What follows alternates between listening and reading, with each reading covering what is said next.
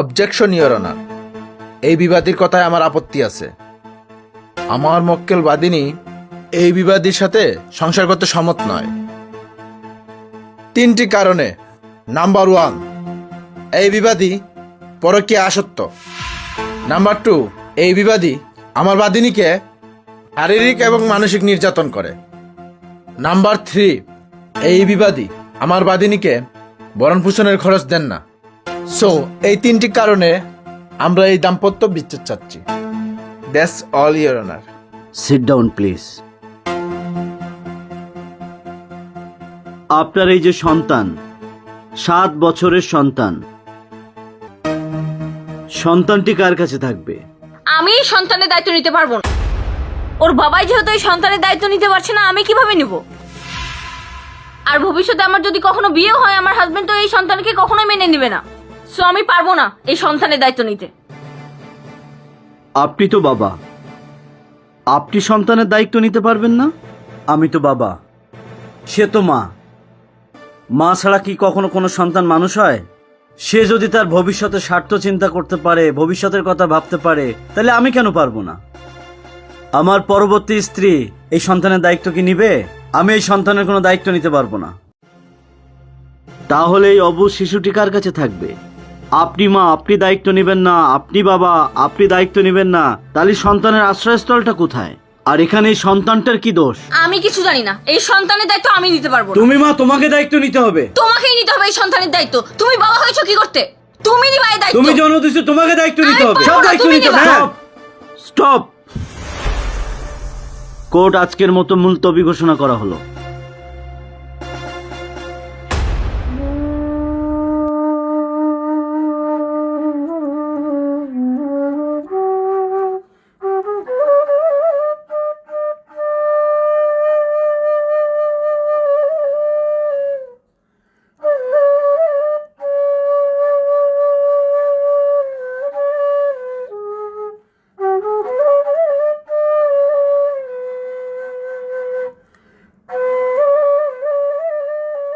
আজকে থেকে তুমি আমার মেয়ে, তুমি আমার সাথে থাকবে। চলো মা।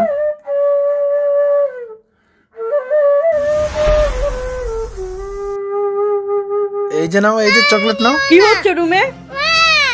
আমি ওর জন্য চকলেট নিয়ে আসছিলাম। মামা জানো, এই আঙ্কেলটা আমাকে জল হতে চেয়েছিল। এসব কি বলছে ও? আরে না না, ও মিথ্যা কথা বলছে। আমি ওর জন্য ওই চকলেট আর বিস্কিট নিয়ে আসছি। ও মিথ্যা কথা বলছে। মা উনি বাচ্চা। এতটুকু বাচ্চা মেয়ে কি মিথ্যা কথা বলতে পারে? ছি ছি, তুমি এত খারাপ। দেখো, এই বাচ্চাটার বাবা মা কেউ নাই, ওকে ফেলে রেখে গেছে। আমি ওর কষ্ট দেখে ওকে নিয়ে এসেছিলাম। আর আমাদেরও তো কোনো সন্তান নেই। তুমি এরকম একটা কাজ করতে পারলে? তোমার বিবেকে একটুও বাঁধলো না? তুমি আসলেই একটা চরিত্রহীন লোক। তোমাকে আমার স্বামী হিসেবে পরিচয় দিতে ঘৃণা হচ্ছে। যাও, বের হয়ে যাও। যাও আমার চোখের সামনে থেকে, যাও। দেখো, আমার কথাটা শুনো। যাও, কোনো কথা না, যাও। মারে, তোকে আমি আমার নিজের সন্তানের মতো লেখাপড়া শিখিয়ে মানুষের মতো মানুষ করতে চেয়েছিলাম, কিন্তু সেটা আর হলো না। তুই আসলেই অভাগা। তুই আমাকে ক্ষমা করে দিস মা। আমি তোকে এতিমখানায় রেখে আসবো।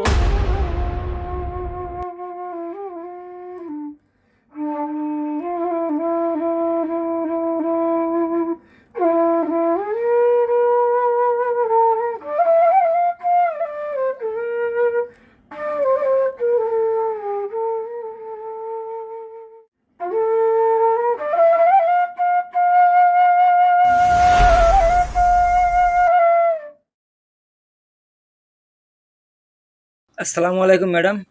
ওয়ালাইকুম আসসালাম, বসুন। ধন্যবাদ। জি বলেন। ম্যাডাম, আমরা ডিভোর্স চাই। কিন্তু আপনার ওয়াইফকে তো দেখছি প্রেগনেন্ট। হ্যাঁ, আমি 7 মাসের প্রেগনেন্ট। আচ্ছা, আপনারা ডিভোর্সের সিদ্ধান্ত নেওয়ার আগে একবারও কি আপনাদের অনাগত সন্তানের ভবিষ্যতের কথা ভেবেছেন?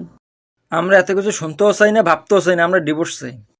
দেখুন, আমাকে একজন শিল্পপতি ব্যক্তি দত্তক নিয়েছিলেন। তারা চেয়েছিলেন আমাকে লেখাপড়া শিখিয়ে মানুষের মতো মানুষ করে ডক্টর বানাবে, কিন্তু আমি হয়েছি ডিভোর্স লয়ার। কারণ কি জানেন, আমার যখন 7 বছর বয়স ছিল, আমার মা বাবা কোর্টে সেপারেশন নিয়ে সেখানে আমাকে ফেলে চলে যায়।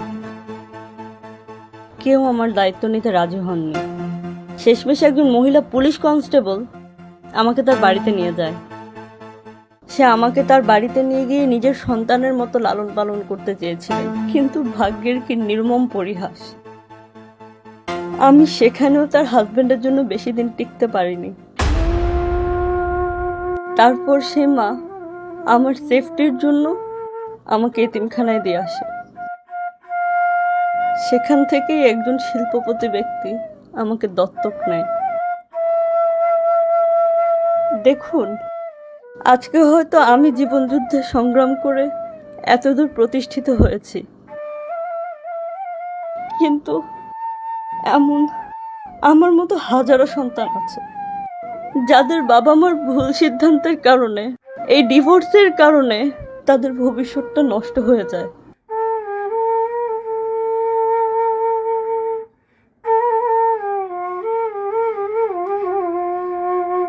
দেখুন, আপনাদের কাছে আমি একটা অনুরোধ করি, প্লিজ আপনারা দয়া করে আমার মা বাবার মতো এই ভুলটা করবেন না। একটাবার আপনারা আপনাদের অনাগত সন্তানের কথা চিন্তা করেন, তার ভবিষ্যতের কথা চিন্তা করেন। আপনারা প্লিজ এই ভুল সিদ্ধান্তটা নেবেন না। আর যদি আপনারা এই সিদ্ধান্তটা নেন, তাহলে আমি আপনাদের বিরুদ্ধে দাঁড়াবো, আমি আপনাদের বিরুদ্ধে লড়াই করব। ম্যাডাম আমরা ডিভোর্স চাই না। আমরা দুজন আমাদের অনাগত সন্তান নিয়ে সংসার করতে চাই।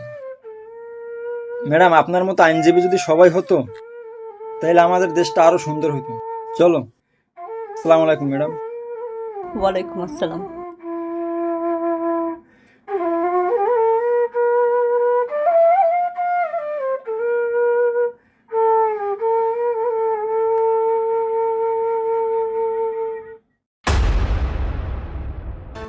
এটা তো আমার মা। আমার মা রাস্তায় পড়েছিল, কিছু লোকজন তাকে হসপিটালে নিয়ে ভর্তি করিয়ে দিয়েছে। আমার মায়ের এই অবস্থা।